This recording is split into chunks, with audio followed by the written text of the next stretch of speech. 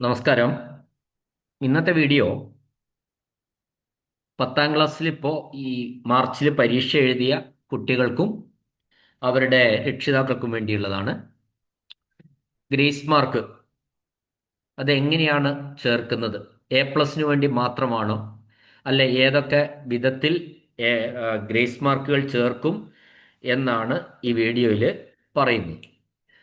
അപ്പോൾ ഇവിടെ നമ്മൾ മനസ്സിലാക്കേണ്ട കാര്യം, ഗ്രേസ് മാർക്ക് എന്ന് പറയുന്നത് പല കാറ്റഗറിയിലും പലതാണ്.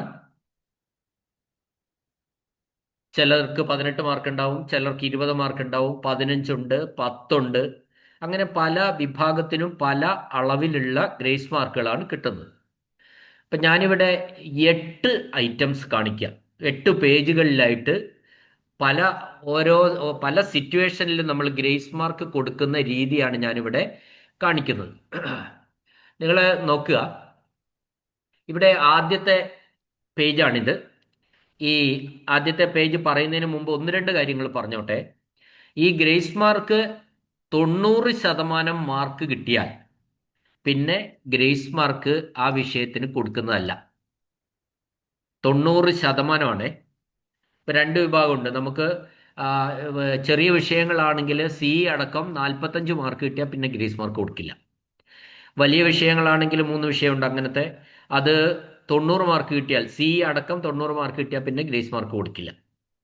അത് കൊടുക്കാതിരിക്കാനുള്ള കാരണം, ഗ്രേസ് മാർക്ക് കൊടുക്കാതിരിക്കാനുള്ള കാരണം, സ്റ്റേറ്റ് സിലബസിൽ 9 പോയിന്റ് ഗ്രേഡിംഗ് സിസ്റ്റമാണുള്ളത്. A+ മുതൽ താഴെ ഇ വരെ 9 പോയിന്റ്.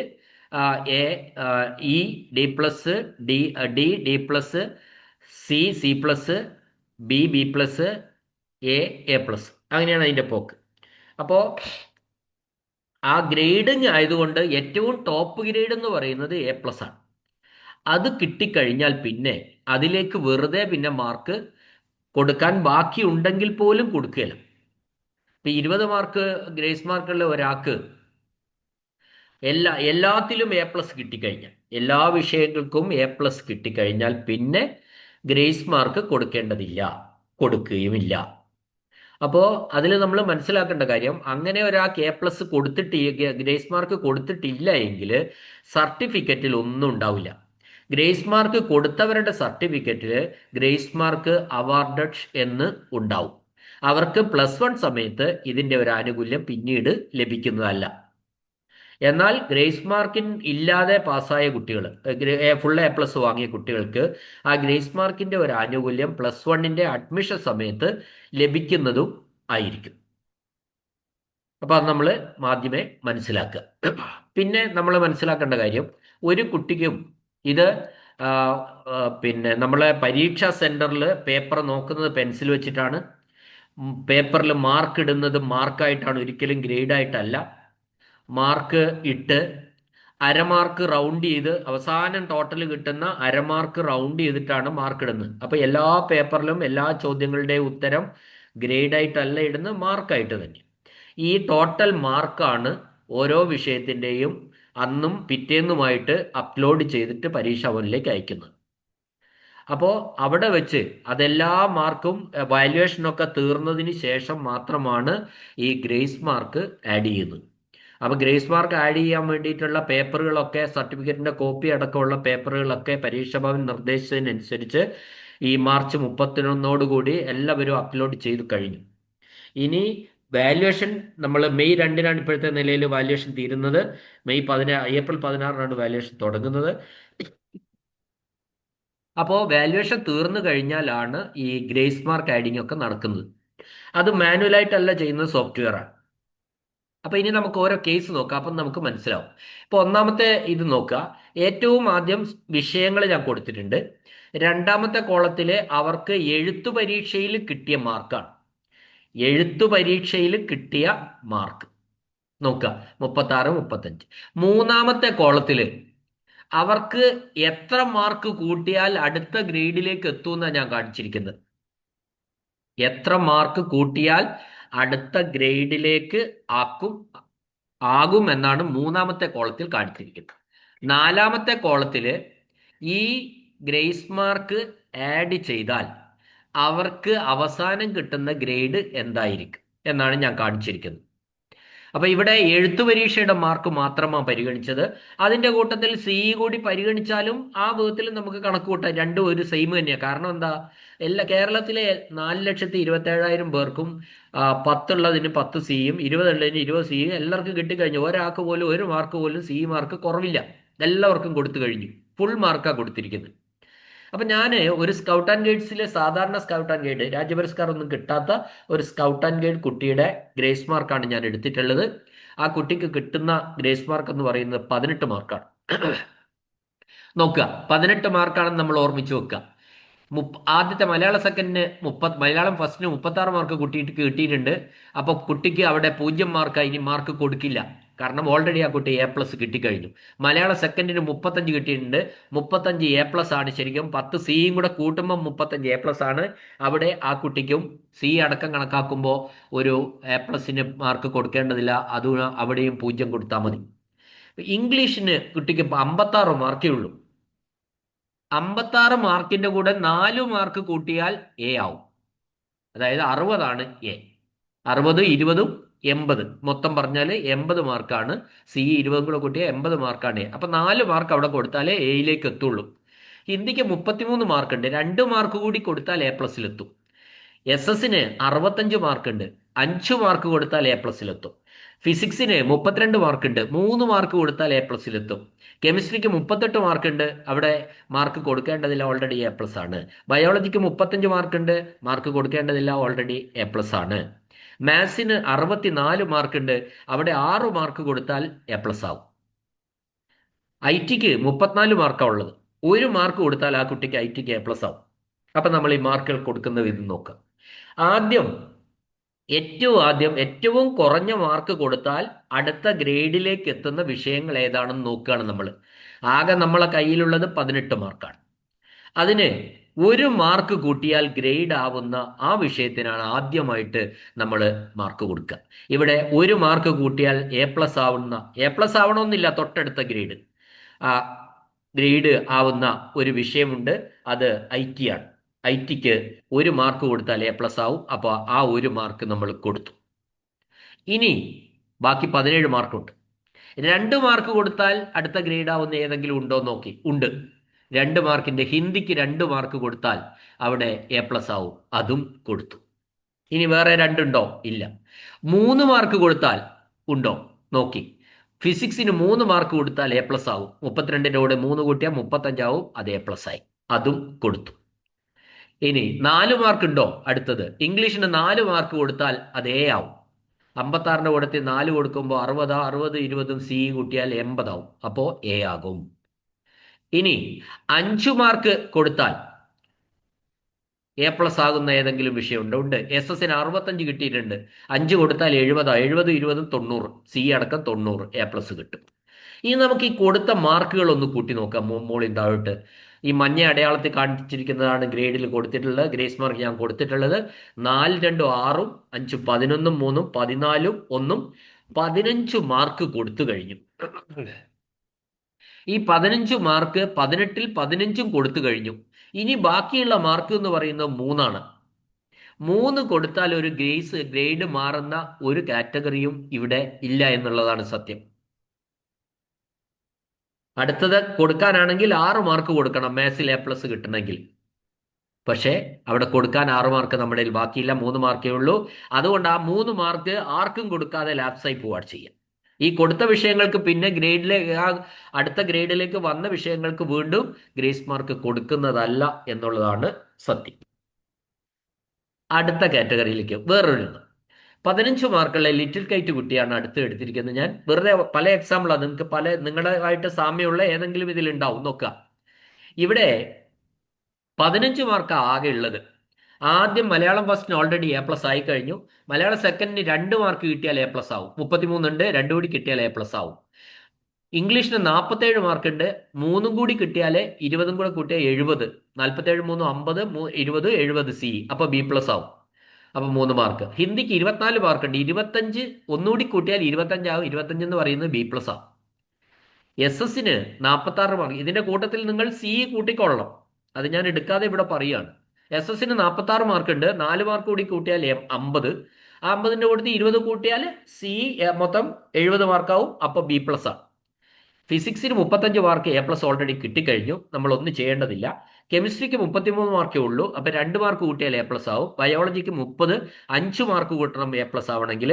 മാത്സിന് 38 മാർക്കാണ് ഉള്ളത്, 2 മാർക്ക് കൂട്ടിയാലാണ് ബി ബി ആകുക. മാത്സിന് 38 ഉള്ളൂ, കുറഞ്ഞു പോയി. 2 മാർക്ക് കൂടെ കൂട്ടിയാൽ 40, 40 20 സിയും കൂടെ കൂട്ടിയാൽ 60, അപ്പൊ ബി ആണ്. IT-ക്ക് 34 മാർക്ക് ഉണ്ട്, 1 മാർക്ക് കൂട്ടിയാൽ A+ ആയി. അപ്പം നമ്മൾ ഇത് കണ്ടു കഴിഞ്ഞാൽ ഇതിൽ നിന്ന് ചെറിയ മാർക്കിൽ തുടങ്ങണം. ഒന്നുള്ളവരുണ്ടോ? ഉണ്ട്. IT-ക്ക് 1 കൊടുത്തു, ഹിന്ദിക്ക് 1 കൊടുത്തു. രണ്ടും IT A+ ആയി, ഹിന്ദി B+ ആയി. ദെൻ 2 മാർക്കുള്ള കാറ്റഗറി. മാത്സിന് 2 മാർക്ക് കിട്ടിയാൽ B ആയി, കൊടുത്തു. കെമിസ്ട്രിക്ക് 2 മാർക്ക് കിട്ടിയാൽ A+ ആയി, അതും കൊടുത്തു. മലയാളം സെക്കൻഡിന് 2 മാർക്ക് കിട്ടിയപ്പോൾ A+ ആയി, അതും കൊടുത്തു. ഇനി 3 മാർക്കുള്ള ആരെങ്കിലും ഉണ്ടോ എന്നാണ് നോക്കുന്നത്. ഇംഗ്ലീഷിന് 3 മാർക്ക് കൊടുത്തപ്പോൾ B+ ആയി, അത് കൊടുത്തു. 3 ഇനിയില്ല. 4 കൊടുക്കാൻ പറ്റുമോ നോക്കുക. SS-ന് 46 മാർക്ക് ഉണ്ട്, 4 കൊടുത്താൽ അതും B+ ആയി. അങ്ങനെ കൊടുത്താൽ പോരാ, നമ്മുടെ ടോട്ടൽ മാർക്ക് എത്രയേ ഉള്ളൂ? ലിറ്റിൽ കൈറ്റ് ആണ്, 15 മാർക്കേ ഉള്ളൂ. കൂട്ടി നോക്ക്. 2 3 5 1 6 4 10 12, 2 3 5 6 10 12 14 1 15 കൊടുത്തു കഴിഞ്ഞു, ബാക്കിയില്ല. അതുകൊണ്ട് നമുക്ക് അവിടെ ബയോളജിക്ക് 5 മാർക്ക് വേണം അടുത്ത ഗ്രേഡിലെത്താൻ. അതുകൊണ്ട് ആ കുട്ടിക്ക് ബയോളജിക്ക് ഗ്രേസ് മാർക്ക് കൊടുക്കാൻ കഴിഞ്ഞില്ല. ഫിസിക്സിനും മലയാളത്തിനും കൊടുക്കാതെ തന്നെ A+ കിട്ടിക്കഴിഞ്ഞു. ഇതാണ് ഈ കുട്ടിയുടെ അവസ്ഥ. അടുത്ത കുട്ടി SPC 20 മാർക്കാണ് SPCക്ക് ഉള്ളത്. SPCയുടെ ഗ്രേസ് മാർക്കുള്ള ഒരു കുട്ടിയാണിത്. മലയാളം ഫസ്റ്റിന് 28, 2 മാർക്ക് കൂടി കിട്ടിയാൽ A ആവും. മലയാളം സെക്കൻഡ് 31, 4 മാർക്ക് കൂടി കിട്ടിയാൽ A+ ആവും. ഇംഗ്ലീഷിന് 47, 3 മാർക്ക് കൂടി കിട്ടിയാൽ B+ ആവും. ഹിന്ദിക്ക് 29, 1 മാർക്ക് കൂടി കിട്ടിയാൽ A ആയി. SS-ന് 55 മാർക്ക് ഓൾറെഡി ഉണ്ട്, 5 മാർക്ക് കൂടി കിട്ടിയാൽ A. ഫിസിക്സിന് 32 കിട്ടിയിട്ടുണ്ട്, 3 മാർക്ക് കൂടി കിട്ടിയാൽ A+ ആയി. കെമിസ്ട്രിക്ക് 33 കിട്ടി, 2 മാർക്ക് കൂടി കിട്ടിയാൽ A+ ആയി. ബയോളജിക്ക് 28 മാർക്ക് ഉണ്ട്, 2 മാർക്ക് കൂടി കൂട്ടിയാൽ A ആയി. മാത്സിന് 43 മാർക്കാണ് ഉള്ളത്, 7 മാർക്ക് കിട്ടണം B+ ആവണമെങ്കിൽ. IT-ക്ക് 29 മാർക്ക് ഉണ്ട്, 1 മാർക്ക് കൂടി കിട്ടിയാൽ A ആയി. ഇതാണ് പ്രസന്റ് കണ്ടീഷൻ. ഇതിലേക്കാണ് നമ്മൾ ഗ്രേസ് മാർക്ക് കൊടുക്കുന്നത്. ആദ്യം നമ്മൾ ഏറ്റവും ആദ്യം ചെയ്യേണ്ടത് 1 മാർക്ക് ഉള്ളവർക്കൊക്കെ കൊടുക്കുക. അടുത്ത ഗ്രേഡിലേക്ക് എത്താൻ വേണ്ടി 1 മാർക്ക് ഉള്ളവർ ആരൊക്കെയാണോ അവർക്കൊക്കെ കൊടുക്കുക. കൊടുത്തു. മേലിൽ താഴോട്ട് നോക്കാം, മുകളിൽ താഴോട്ടൊക്കെ. ഹിന്ദിക്ക് 1 മാർക്ക് കൊടുത്തു, IT-ക്ക് 1 മാർക്ക് 2 പേർക്കും കൊടുത്തു. അത് രണ്ടും A ആയി. അടുത്ത 2 മാർക്കുകാർ മലയാളം ഫസ്റ്റിന് 2 കൊടുത്തു, A ആയി. കെമിസ്ട്രിക്ക് 2 കൊടുത്തു, A+ ആയി. ബയോളജിക്ക് 2 കൊടുത്തു, A ആയി. 2 കഴിഞ്ഞു. ഇനി 3 മാർക്ക്. 3 മാർക്ക് വേണ്ടത് ഇംഗ്ലീഷിന് 47 ആണ്, 3 കൊടുത്തു, B+ ആയി. ഫിസിക്സിന് 3 കൊടുത്തു, A+ ആയി. ഇനി 4 മാർക്ക്. മലയാളം സെക്കൻഡിന് 31 മാർക്ക് ഉണ്ട്, 4 കൊടുത്താൽ A+ ആവും. ആ 4 കൊടുത്തു. ഇങ്ങനെ കൊടുത്താൽ പോരാ, ഇനി കൂട്ടി നോക്കാം മാർക്ക്. 2 കൊടുത്തു, 4 കൊടുത്തു, 6, 3 9, 1 10, 13, 15, 17, 18 മാർക്ക് നമ്മൾ കൊടുത്തു കഴിഞ്ഞു 20-ൽ. ഇനിയും ഉള്ള മാർക്ക് എന്ന് പറയുന്നത് 2. നമുക്കിവിടെ ഏറ്റവും ചുരുങ്ങിയത് ആവശ്യം SS-ന് 5 മാർക്ക് ഉണ്ടെങ്കിൽ A ആവുള്ളൂ. മാത്സിന് 7 മാർക്ക് ഉണ്ടെങ്കിൽ B+ ആവുള്ളൂ. അപ്പോൾ അത് 2 കൊടുക്കാൻ നമുക്ക് നിവൃത്തിയില്ല. കാരണം നമ്മളെ കയ്യിൽ ബാക്കിയുള്ള മാർക്ക് എന്ന് പറയുന്നത് വെറും 2 മാർക്ക് മാത്രമാണ്. അതുകൊണ്ട് ആ 2 മാർക്ക് ലാപ്സായി പോവുക ചെയ്യുക, ആർക്കും പിന്നീട് കൊടുക്കുന്നതല്ല. വെറുതെ മാർക്ക് ഇട്ട് കൊടുക്കുന്ന രീതി ഗ്രേസ് മാർക്ക് സിസ്റ്റത്തിൽ ഇല്ല എന്ന് നമ്മൾ പ്രത്യേകം മനസ്സിലാക്കുക. അടുത്ത കേസ് നോക്കുക. NCCക്ക് 20 ഉള്ള ഒരു കുട്ടിയാണ്. 20 മാർക്ക് NCCക്ക് ഉണ്ട്. അങ്ങനത്തെ ഒരു കുട്ടിയാണ് ഞാൻ എടുത്തിരിക്കുന്നത്. കുട്ടിയുടെ ഒരു സ്ഥിതി എന്ന് പറഞ്ഞാൽ വളരെ രസകരമായ ഒരു അവസ്ഥയാണ്. ഒറ്റ വിഷയത്തിന് മാത്രമേ A+ ഇല്ലാത്തുള്ളൂ. മലയാളത്തിന് ഫസ്റ്റിന് 37 മാർക്കുണ്ട്, 371 അടിച്ചു പോയതാണ്. അവിടെ ഒരു 0 ആദ്യം കൂട്ടണം, നിങ്ങൾ അത് ഒഴിവാക്കണം. 307 അല്ല, 37 ആണ്, അത് A+ ആണ്. മലയാളം സെക്കൻഡ് 39 ആണ്, അത് A+ ആണ്. ഇംഗ്ലീഷിന് 62 മാർക്കേ കുട്ടിക്കുള്ളൂ. 8 മാർക്ക് കൂടി കിട്ടിയാലേ A+ കിട്ടുള്ളൂ. ഹിന്ദിക്ക് 37 മാർക്ക് ഉണ്ട്, A+ആയി. SS-ന് 71 മാർക്ക് ഉണ്ട്, അത് A+ആണ്. ഫിസിക്സിന് 40 മാർക്ക് ഫുൾ ഉണ്ട്, A+ആണ്. കെമിസ്ട്രിക്ക് 38 മാർക്ക് ഉണ്ട്, A+ആണ്. ബയോളജിക്ക് 37 മാർക്ക്, A+ആണ്. മാത്സിന് 75 മാർക്ക്, A+ആണ്. IT-ക്ക് ഫുള്ള് മാർക്കും ഉണ്ട്, A+ആണ്. അപ്പൊ ഇങ്ങനെ ഒരു കുട്ടി വന്നാൽ ആ കുട്ടിക്ക് 20 മാർക്ക് ഗ്രേസ് ഉണ്ട്, പക്ഷെ 8 മാർക്ക് കിട്ടിയാൽ ഇംഗ്ലീഷിൽ കുട്ടിക്ക് A+ആയി. ആ 8 മാർക്കും വേണ്ട 8 മാർക്കും കുട്ടിക്ക് ഇംഗ്ലീഷിന് മാത്രമായി കൊടുത്തു. അപ്പോൾ ഗ്രേസ് മാർക്ക് അവാർഡഡ് എന്ന് പറയുന്ന കാറ്റഗറിയിൽ കുട്ടി വന്നു. പക്ഷെ കുട്ടിക്ക് ഇനിയും 12 മാർക്ക് കൊടുക്കാൻ ബാക്കിയുണ്ട്. ബാക്കി എല്ലാ വിഷയങ്ങൾക്കും 90 കിട്ടിയതുകൊണ്ട് ഇപ്പൊ ഇംഗ്ലീഷിനും ഇതും കൂടി കൂട്ടിയപ്പോൾ 90 കിട്ടിയത് കൊണ്ട് ആ 12 മാർക്ക് ആർക്കും തന്നെ ഇനി കൊടുക്കുന്നതല്ല എന്നതാണ് സത്യം. അങ്ങനെ 12 മാർക്ക് ഇങ്ങനെയൊക്കെ സാഹചര്യങ്ങൾ വരാം. അത് നമ്മൾ പ്രശ്നമായിട്ട് ഒരു ടെൻഷനായിട്ട് എടുക്കണ്ട. 12 മാർക്ക് ലാപ്സായി പോയല്ലോ എന്നൊരു ടെൻഷൻ വേണ്ട. പക്ഷെ അവിടെ നമുക്ക് 8 മാർക്ക് കിട്ടിയല്ലോ എന്ന് ചിന്തിച്ചാൽ മതി. അങ്ങനെ കുട്ടി ഫുൾ A+ ആയി. ഇനി വേറൊരു കുട്ടി JRCക്ക് 10 മാർക്കുള്ള ഒരു കുട്ടിയുടെ സ്ഥിതിയാണ്. നോക്കുക നിങ്ങൾ, JRCക്ക് 10 മാർക്കുള്ള ഒരു കുട്ടി. ആ കുട്ടിയുടെ മാർക്ക് ഇവിടെ പ്രത്യേകമായിട്ട് മഞ്ഞയിൽ കാണിച്ചിട്ടില്ല. അതാണ് നോക്കുക, ഈ കാറ്റഗറി നോക്കുക, അത് ഞാൻ കാണിക്കാൻ വിട്ടുപോയതാണ്. അവിടെ മലയാളം ഫസ്റ്റിന് 39, മലയാളം സെക്കൻഡിന് 39, ഇംഗ്ലീഷ് 73, ഹിന്ദി 37, SS 72, എല്ലാം A+ആ. ഫിസിക്സിന് മാത്രം എന്തുണ്ട്? 2 മാർക്ക് കൂടി കിട്ടിയാൽ A+ ആവും. അപ്പോ 10 വിഷയങ്ങളിൽ കുട്ടിക്ക് 9 വിഷയത്തിനും എന്തുണ്ട്? A+ ഉണ്ട്. ഫിസിക്സിന് മാത്രം 2 മാർക്ക് കുറവ്. കുട്ടിക്ക് JRCക്ക് 10 മാർക്കിന് അർഹതയുണ്ട്. അപ്പൊ കുട്ടിയുടെ നിന്ന് ആ 2 മാർക്ക് മാത്രം ഫിസിക്സിന് കൊടുക്കും, കൂടുതൽ കൊടുക്കില്ല. വേറെ ഒരു വിഷയത്തിനും ഗ്രേസ് മാർക്ക് കൊടുക്കില്ല. അങ്ങനെ ആ 2 മാർക്ക് കൊടുക്കുമ്പോൾ എല്ലാ വിഷയങ്ങൾക്കും 90% മാർക്കായി, ഫുൾ A+ ആയി. ആ കുട്ടി ഉപയോഗിച്ച മാർക്ക് എത്രയാ ഗ്രേസ് മാർക്കായിട്ട്? 2 മാർക്ക്, വെറും 2 മാർക്ക് മാത്രമേ ഉപയോഗിച്ചിട്ടുള്ളൂ. പക്ഷേ അപ്പോഴും ഗ്രേസ് മാർക്ക് അവാർഡഡ് എന്ന കാറ്റഗറിയിൽ ആ കുട്ടി വരുന്നു എന്നുള്ളതാണ് സത്യം. ഓക്കെ, അതും നിങ്ങൾക്ക് മനസ്സിലായി എന്ന് ഞാൻ വിചാരിക്കുന്നു. ഇനി ഗ്രേസ് മാർക്ക് ഇല്ലാതെ ഉള്ള കുട്ടികൾ വരുന്നുണ്ട്. ആ കാറ്റഗറി ഞാൻ പ്രത്യേകം വിശദീകരിക്കാം. ആദ്യത്തെ മലയാളം ഫസ്റ്റിന് 23 മാർക്ക്, B+, മലയാളം സെക്കൻഡ്. അപ്പൊ ഇവിടെ നോക്കുക, ഇത് സാധാരണ ഒരു ജനറൽ കാറ്റഗറി തന്നെയാണ് ഞാൻ വീണ്ടും എടുത്തിട്ടുള്ളത്. ഇതിൽ NCCക്ക് 20 മാർക്കുള്ള ഒരു കുട്ടിയാണ്.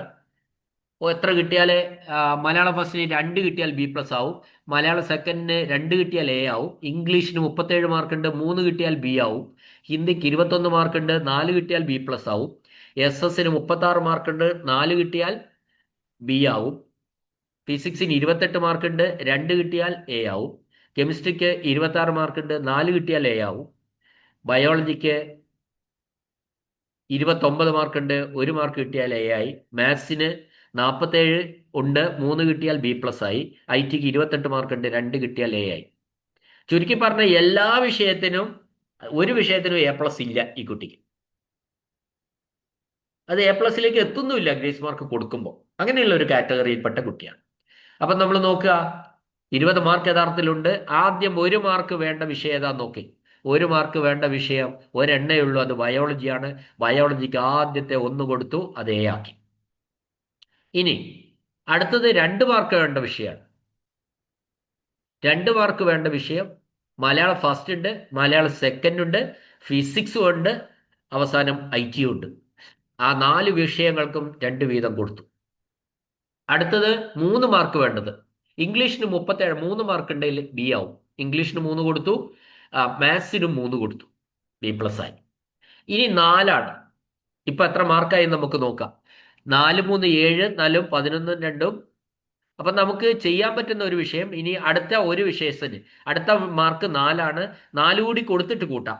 SS-ന് 4 മാർക്ക് കൊടുത്തു, B ആയി. അപ്പോ 2, 4, 7, 4, 11, 13, 14, 17, 2, 19 മാർക്കായി കുട്ടിക്ക് കൊടുത്തു കഴിഞ്ഞു. 20-ൽ 19 കൊടുത്തു കഴിഞ്ഞു. ഇനി കൊടുക്കണമെങ്കിൽ, അടുത്ത കൊടുക്കണമെങ്കിൽ 4 മാർക്ക് വേണം. ഹിന്ദിക്ക് 4 മാർക്ക് വേണം, കെമിസ്ട്രിക്ക് 4 മാർക്ക് വേണം. അതുകൊണ്ട് 1 മാർക്ക് മാത്രമേ ഇവിടെ ബാക്കിയുള്ളൂ. അതുകൊണ്ട് ആ 2 വിഷയത്തിനും കൊടുത്താൽ, ആ 1 മാർക്ക് കൊടുത്താൽ ഗ്രേഡ് ചേഞ്ച് ആവുന്നില്ല. അതുകൊണ്ട് കൊടുക്കുന്നില്ല. ഇതാണ് അവിടെ കൊടുത്ത ഗ്രേഡിങ്ങിന്റെ ഒരു രീതി. അടുത്ത രീതി, ഗ്രേസ് മാർക്ക് ഇല്ലാതെ തോറ്റുപോയ ഒരു കുട്ടിയുടെ ചിത്രമാണ് ഞാൻ കാണിച്ചിരിക്കുന്നത്. ഗ്രേസ് മാർക്ക് ഇല്ല, കുട്ടി SPC ആണ്. നോക്കുക, ഒന്നാം മലയാളം ഫസ്റ്റിന് 2 മാർക്ക് കൊടുത്താൽ B+ ഉണ്ട്. മലയാളം സെക്കൻഡിന് 1 മാർക്ക് കൊടുത്താൽ A ആയി. ഇതൊരു ആവറേജ് താഴെയായിട്ടുള്ള ഒരു മാർക്ക് കിട്ടിയ ഒരു കുട്ടിയുടെ കാര്യമാണ്. ഇംഗ്ലീഷിന് 19 മാർക്കേ ഉള്ളൂ, 1 മാർക്ക് കൊടുത്താൽ C ആയി. ഹിന്ദിക്ക് 18 മാർക്ക്, 2 മാർക്ക് കൊടുത്താൽ B ആയി. ഫിസിക്സിന് 19 മാർക്കുണ്ട്, 1 മാർക്ക് കൊടുത്താൽ B ആയി. കെമിസ്ട്രിക്ക് 18 മാർക്ക്, 2 മാർക്ക് കൊടുത്താൽ B ആയി. ബയോളജിക്ക് 24 മാർക്കുണ്ട്, 1 മാർക്ക് കൊടുത്താൽ B+ ആയി. മാത്സിന് 7 മാർക്കേ മാത്സിനുള്ളൂ. ആണ് ഇത്രയും ഇതായി നിന്ന കുട്ടിയുടെ ഒരു ഞെട്ടിപ്പിക്കുന്ന റിസൾട്ടായത്. മാത്സിന് വെറും 7 മാർക്ക്. നമുക്കറിയാം, മാത്സ് എന്ന് പറയുന്നത് 80 മാർക്കിന്റെ എഴുത്തു പരീക്ഷയുള്ള പേപ്പറാണ്. ആ പേപ്പറിന് പാസ്സാകണമെങ്കിൽ, അഥവാ D+ കിട്ടണമെങ്കിൽ മിനിമം 10 മാർക്ക് കിട്ടിയിരിക്കണം. 10ഉം C 20ഉം കൂടെ കൂട്ടിയാൽ 30 മാർക്കായി, D+ ആയി. അങ്ങനെ അതിനെ കൂട്ടുക. അപ്പൊ ഇവിടെ ആ കുട്ടിക്ക് അവിടെ പാസ്സാകണമെങ്കിൽ 3 മാർക്ക് കിട്ടണം. അങ്ങനെ മാത്രമേ അത് D+ ആവുള്ളൂ. നോക്കാം നമുക്ക്. ITക്ക് 25 മാർക്ക് ഉണ്ട്, 5 മാർക്ക് കൊടുത്താൽ അവിടെ A ആവും. കൂട്ടി നോക്കാം. ഒന്നാമത്തെ കാറ്റഗറിക്ക് കൊടുക്കാം മുഴുവൻ. മലയാളം സെക്കൻഡിന് 1 മതി, ഇംഗ്ലീഷിന് 1 മതി, ഫിസിക്സിന് 1 മതി, ബയോളജിക്ക് 1 മതി. 4 പേർക്ക് ഓരോന്ന് വെച്ച് കൊടുത്തു. ഇനി 2 മാർക്കുകാർ ആരൊക്കെയാ വേണ്ടെന്ന് നോക്കാം. മലയാളത്തിന് 2 കിട്ടിയാൽ B+ ആവും, കൊടുത്തു. ഹിന്ദിക്ക് 2 കിട്ടിയാൽ B ആവും, കൊടുത്തു. കെമിസ്ട്രിക്ക് 2 കിട്ടിയാൽ B ആവും, അതും കൊടുത്തു. അടുത്തത് 3 മാർക്കുകാർ. 3 മാർക്ക് ഒറ്റ ഒരു വിഷയത്തിന് മതി, മാത്സിന്. അപ്പോൾ അവൻ പാസ്സായി. 7 മാർക്ക് ഉണ്ടായിരുന്നു, 3 കൂടി കൊടുത്തപ്പോൾ അവന് 10 ആയി, അവൻ D+ ആയി. ഇനി 4 ഇല്ല വേണ്ടത്. 5 വേണ്ട ഒരാളുണ്ട്, ITക്ക് 5 കൊടുത്താൽ 25 എന്നുള്ളത് 30 ആവും, അത് A ആവും. മാർക്ക് ഏകദേശം ആയിട്ടുണ്ടാവും ഫുള്ളിന്. ഇനി അടുത്ത വിഷയത്തിന് മാർക്ക് വേണമെങ്കിൽ SS-ന് 11 മാർക്ക് ആ കുട്ടിക്കുള്ളൂ. ഗ്രേഡ് മാറണമെങ്കിൽ 9 മാർക്ക് കൊടുക്കണം. 11, 9, 20. 20 C 20ഉം കൂട്ടിയാൽ 40. 40 എന്ന് പറഞ്ഞാൽ C ആണ്. ആ 9 മാർക്ക് കൊടുക്കാൻ ഇവിടെ ഉണ്ടാവില്ല. നമുക്ക് നോക്കാം. 2 ആദ്യം, 2, 1, 3, 4, 6, 7, 9, 10, 13, 5, 18 മാർക്ക് യൂസ് ചെയ്ത് കഴിഞ്ഞു. 18 മാർക്ക് നമ്മൾ കൊടുത്തു കഴിഞ്ഞു. 20 മാർക്കാണ് ആകെ കൊടുക്കാനുള്ളത്. അതുകൊണ്ട് ഇനി ആ 2 മാർക്ക് കൊടുത്താൽ ഒരു വിഷയത്തിന്റെ ഗ്രേഡ് മാറുന്നില്ല. അതുകൊണ്ട് നമ്മൾ കൊടുക്കുന്നില്ല. ആ 2 മാർക്ക് പോയതായിട്ട് കൂട്ടാം. അത് കിട്ടിയാലും കാര്യമൊന്നുമില്ല. ഞാൻ പറഞ്ഞല്ലോ, വെറുതെ മാർക്ക് ഇട്ട് കൊടുക്കുന്ന രീതി ഈ സിസ്റ്റത്തിൽ ഇല്ല. അടുത്തത് വളരെ പലരും ചോദിക്കുന്ന ഒരു കാറ്റഗറിയാണ് ഞാൻ ഇതിൽ എടുത്തിട്ടുള്ളത്. ഈ കുട്ടിക്ക് എല്ലാ വിഷയത്തിനും A+ ഉണ്ട്. പക്ഷേ ഇംഗ്ലീഷിന് മാത്രം 55 മാർക്കേ ഉള്ളൂ. വെറും 55 മാർക്ക്. 70 മാർക്ക് ഉണ്ടെങ്കിലേ A+ കിട്ടുള്ളൂ. കുട്ടി ഇപ്പം നിൽക്കുന്നത് ഏതിലാ? B+ലാണ്. ആ B+ൽ നിൽക്കുന്ന കുട്ടി എന്ന് പറയുന്നത് ഗ്രേസ് മാർക്ക് കൊടുത്തു കഴിയുമ്പോൾ, അവിടെ ഞാൻ B+ എന്നാണ് കാണിച്ചത്, പക്ഷെ 15 കൂട്ടി A+ എന്നാണ് കാണിക്കേണ്ടത്. അപ്പോൾ 55 നിലവിലുള്ളത് B+ ആണ്. 15 കൂടി കൂട്ടിയപ്പോൾ ആ കുട്ടി 70 ആയി. ലിറ്റിൽ കൈറ്റ്സ് ആണ് കുട്ടി, പക്ഷെ കുട്ടിക്ക് ഗ്രേസ് മാർക്ക് 15 ഉണ്ട് താനും. ഈ 15 മാർക്കും ആ കുട്ടിക്ക് കൊടുക്കാണ്. വേറെ എല്ലാ വിഷയത്തിനും A+ ആയതുകൊണ്ട് വേറെ ഒരു വിഷയത്തിനും കൊടുക്കാനില്ല. അതുകൊണ്ട് 55 മാർക്ക് കിട്ടിയ ഈ കുട്ടിക്ക് ലിറ്റിൽ കൈറ്റ്സിന്റെ 15 മാർക്കും കൊടുത്ത് അവൻ എവിടെ എത്തി? 70-ലെത്തും. 70 എന്ന് പറഞ്ഞാൽ A+ ആണ്. 70ഉം C 20ഉം കൂടെ കൂട്ടിയാൽ 90 ആണ്. 90 A+ ആണ്. ക്ലിയർ ആയില്ലേ? അപ്പോൾ ഒറ്റ വിഷയത്തിന് മാത്രവും ഗ്രേസ് മാർക്ക് കൊടുക്കും. എല്ലാ വിഷയങ്ങൾക്കും കൊടുക്കാം. ചിലപ്പോൾ 3, 4, 5 വിഷയങ്ങൾക്ക് മാത്രം കിട്ടാം. മാർക്ക് കൂടുതലുണ്ടെങ്കിൽ കൂടുതൽ വിഷയങ്ങൾക്കും കിട്ടാം. ഇതാണ് ഈ പിന്നെ ഗ്രേസ് മാർക്ക് സിസ്റ്റത്തിന്റെ കണക്ക് കൂട്ടുന്ന ഒരു രീതി. ഞാനിപ്പോ 8 തരത്തിലുള്ള കാറ്റഗറിയാണ് പറഞ്ഞത്. പ്രധാനമായിട്ടും മനസ്സിലാക്കേണ്ടത്, ഗ്രേസ് മാർക്ക് ഒരു A+ കിട്ടിക്കഴിഞ്ഞാൽ ആർക്കും തന്നെ പിന്നീട് ഗ്രേസ് മാർക്ക് കൊടുക്കുന്നതല്ല. ഗ്രേസ് മാർക്ക് കിട്ടിയിട്ടുണ്ടോ ഇല്ലയോ എന്നറിയാൻ എന്ത് ചെയ്താൽ മതി?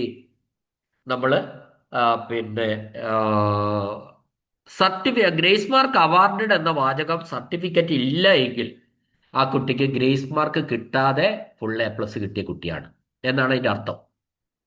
ഇനി ആ, മറ്റൊരു കാര്യം എന്താന്ന് പറഞ്ഞാൽ പറയാനുള്ള, ഗ്രേസ് മാർക്ക് കിട്ടിയ അതൊക്കെ ഞാൻ ആദ്യം പറഞ്ഞു. ഗ്രേസ് മാർക്ക് കിട്ടിയില്ല എൻ്റെ ആനുകൂല്യം +1 അഡ്മിഷന് കിട്ടും. ഇനി ഒരു കുട്ടി, പലർക്കും എഴുതിയ മാർക്ക് എത്രയാണ്, ഗ്രേസ് മാർക്ക് എത്രയാണ് സംശയം ഉണ്ടാവും. എത്ര ഗ്രേസ് മാർക്ക് കിട്ടി, അല്ലെങ്കിൽ എനിക്ക് കിട്ടിയോ, ഇടാൻ വിട്ടുപോയോ, ഇങ്ങനെയൊക്കെയുള്ള പല സംശയങ്ങൾ ഉണ്ട്. അങ്ങനെ ആർക്കെങ്കിലും സംശയം ഉണ്ടെങ്കിൽ, ഇപ്പൊ നിങ്ങൾക്ക് ചില വിഷയങ്ങൾക്ക് ഗ്രേസ് മാർക്ക് ഇല്ലാതെ A+ കിട്ടേണ്ട, അതിനാണോ ഗ്രേസ് മാർക്ക് കിട്ടുക എന്ന് അറിയാൻ എന്താ മാർഗമുള്ളത്? അതിനൊരു മാർഗമേ ഉള്ളൂ. നമുക്ക് ഈ വിഷയങ്ങളുടെ, നമ്മൾ എഴുതിയ വിഷയങ്ങളുടെ പേപ്പറിന്റെ ഫോട്ടോസ്റ്റാറ്റിന് നമുക്ക് അപേക്ഷിക്കാവുന്നതാണ്. ഫോട്ടോസ്റ്റാറ്റിന്റെ ചാർജ് എന്ന് പറയുന്നത് ഒരു വിഷയത്തിന് 100 രൂപയാണ്. ആ 100 രൂപ സ്കൂളിൽ അടച്ച് നമുക്ക് എല്ലാ വിഷയത്തിന്റെയും ഫോട്ടോസ്റ്റാറ്റ് വേണമെങ്കിൽ ആ ഫോട്ടോസ്റ്റാറ്റ് നമുക്ക് കിട്ടും. പേപ്പർ നോക്കിയ രീതി, ആ പേപ്പറിൽ ഓരോ ചോദ്യങ്ങൾക്കും എത്ര മാർക്ക് കിട്ടി, നമുക്ക് ആകെ എത്ര മാർക്ക് കിട്ടി, യഥാർത്ഥത്തിൽ എഴുതിയിട്ടെന്നൊക്കെ അതിലുണ്ടാവും. നമ്മുടെ പേപ്പറിൽ, ഉത്തര പേപ്പറിൽ എവിടെയും ഗ്രേസ് മാർക്ക് ആഡ് ചെയ്യുന്നില്ല. ഗ്രേസ് മാർക്ക് ആഡ് ചെയ്യാതെ, CE മാർക്ക് ആഡ് ചെയ്യാതെയുള്ള മാർക്കാണ് നമ്മുടെ ഉത്തര പേപ്പറിൽ ഉണ്ടാവുക. അപ്പൊ ഫോട്ടോസ്റ്റാറ്റ് എടുക്കുമ്പോൾ നമുക്ക് കൃത്യമായി എഴുതിയത് എടുത്തത് എത്ര മാർക്കാണ് എന്ന് നമുക്ക് മനസ്സിലാക്കാൻ കഴിയും. ആ രീതിയിൽ നിങ്ങൾക്ക് IT ഒഴികെ, IT-യിൽ എഴുത്ത് പരീക്ഷ അല്ലല്ലോ, നിങ്ങൾക്ക് അറിയാലോ, പ്രാക്ടിക്കൽ ആണല്ലോ. അപ്പൊ IT ഒഴികെയുള്ള ബാക്കി 9 വിഷയങ്ങളുടെയും ഫോട്ടോസ്റ്റാറ്റിന് നമുക്ക് വേണമെങ്കിൽ അപേക്ഷിക്കാം. അല്ലെങ്കിൽ എത്രയെങ്കിലും വേണമെങ്കിൽ ഒരെണ്ണം മതിയെങ്കിൽ ഒരെണ്ണം അപേക്ഷിക്കാം, രണ്ടെണ്ണം വേണമെങ്കിൽ രണ്ടെണ്ണം അപേക്ഷിക്കാം, 5 വിഷയത്തിന് വേണമെങ്കിൽ 5 വിഷയം. അപ്പോൾ 5 വിഷയങ്ങൾക്ക് വേണമെങ്കിൽ 500 രൂപ ഫീസ് അടയ്ക്കണം. 9 വിഷയങ്ങൾക്ക് വേണമെങ്കിൽ 900 രൂപ ഫീസ് അടച്ചാൽ എല്ലാ വിഷയങ്ങളുടെയും ഉത്തര പേപ്പറുകളുടെ പേപ്പർ നോക്കിയതിന് ശേഷമുള്ള ഒറിജിനൽ അല്ല, ഫോട്ടോസ്റ്റാറ്റ് കോപ്പി നിങ്ങൾക്ക് കിട്ടും. അതിൽ മാർക്ക് ഇട്ടിരിക്കുന്നതൊക്കെ നമുക്ക് കൃത്യമായി കാണാൻ പറ്റും. ടോട്ടൽ ചെയ്തിരിക്കുന്ന കാണാം, എവിടെയെങ്കിലുമൊക്കെ തകരാറുണ്ടോ എന്നൊക്കെ കാണാൻ പറ്റും. ഇതാണ് അതിൻ്റെ ഒരു യഥാർത്ഥം. അപ്പോൾ ശ്രദ്ധിക്കാൻ, നിങ്ങൾക്ക് ഈ SLC പരീക്ഷ, അതിലെ മാർക്ക് ഇടുന്ന രീതി, അത് എങ്ങനെയാണ്, ഫോട്ടോസ്റ്റാറ്റ്, പിന്നെ സ്ക്രൂട്ടിനി, റീവാല്യുവേഷൻ, റിസൾട്ട്, +1 അഡ്മിഷൻ, അതിലുണ്ടാവുന്ന സംശയങ്ങൾ, അപ്ലൈ ചെയ്യുന്ന വിധം, ഓരോ ഘട്ടത്തിലെ അലോട്ട്മെന്റ്, എങ്ങനെ അഡ്മിഷൻ, ഏതൊക്കെ ഡോക്യുമെന്റ്സ് നിങ്ങൾ വേണം, ഇത്തരം കാര്യങ്ങളിലൊക്കെ എന്തെങ്കിലും സംശയം ഉണ്ടെങ്കിൽ എൻ്റെ വീഡിയോസൊക്കെ തുടർച്ചയായിട്ട് എല്ലാ വർഷവും വരുന്നതാണ്. ഈ വർഷത്തെ അഡ്മിഷനും റിസൾട്ടും ഇപ്പം നമുക്ക് 16-ാം തീയതി മുതൽ നമ്മൾ ഈ വീഡിയോസൊക്കെ ഉണ്ടാവും. 16-ാം തീയതിയാണ് നമ്മുടെ വാല്യുവേഷൻ തുടങ്ങുന്നത്. വാല്യുവേഷൻ്റെ ഒരു പ്രസന്റ് സ്റ്റാറ്റസ് എന്താണ്, കാര്യങ്ങളൊക്കെ വരും. അപ്പം നിങ്ങളെ ഹെൽപ്ഫുൾ ആയിരിക്കും, എല്ലാ വീഡിയോസും ഇടും. പിന്നെ അതുകൊണ്ട് നിങ്ങൾ ഈ ചാനൽ, അതിനോട് താല്പര്യമുള്ള കുട്ടികൾ ഇത് ചാനൽ സബ്സ്ക്രൈബ് ചെയ്ത് വെച്ച് കഴിഞ്ഞാൽ എൻ്റെ വീഡിയോസ് ഒക്കെ നിങ്ങൾക്ക് ലഭിക്കും. കൃത്യമായിട്ട് അത് കണ്ടു നോക്കുക നിങ്ങൾ. ഓരോ സംശയങ്ങളും ഇപ്പം കമൻറ്റിലൊക്കെ സംശയങ്ങൾ ഇട്ട് കഴിഞ്ഞാൽ കുറച്ചൊക്കെ, എല്ലാം മറുപടി പറയാൻ പറ്റുമോ അറിയില്ല, കാരണം സമയം കിട്ടാറില്ല. അപ്പോൾ കമൻറ്റിൽ ചോദ്യങ്ങൾ ചോദിച്ചാൽ ഞാൻ ഉത്തരങ്ങൾ പറഞ്ഞു തരാം, സംശയങ്ങൾക്കുള്ള മറുപടി പറഞ്ഞു തരാം. ഞാൻ കുറേ വർഷം ഈ SLC സെൻട്രലൈസ്ഡ് വാല്യുവേഷൻ ക്യാമ്പിൻ്റെ ക്യാമ്പ് ഓഫീസറായിരുന്നു. അതുകൊണ്ടാണ് എനിക്ക് കൃത്യമായിട്ട് കാര്യങ്ങൾ പറയാൻ കഴിയുന്നത്. ഇനി ഈ SLC പരീക്ഷയും അതിൻ്റെ റിസൾട്ടും അതിൻ്റെ +1 അഡ്മിഷനൊക്കെ ആയിട്ടുള്ള ബന്ധപ്പെട്ട എല്ലാ വീഡിയോസും നിങ്ങൾക്ക് പ്രതീക്ഷിക്കാം. ഓക്കെ, ഈ ഇതിൽ എന്നെ കേട്ട എല്ലാവർക്കും നന്ദി, നമസ്കാരം. ഈ പിന്നെ ഗ്രേസ് മാർക്ക് ആഡ് ചെയ്യുന്നതിനെ സംബന്ധിച്ച് ഏകദേശം ഒരു ധാരണ നിങ്ങൾക്ക് ഉണ്ടായി കാണുമെന്ന് ഞാൻ വിചാരിക്കുന്നു. നന്ദി, നമസ്കാരം.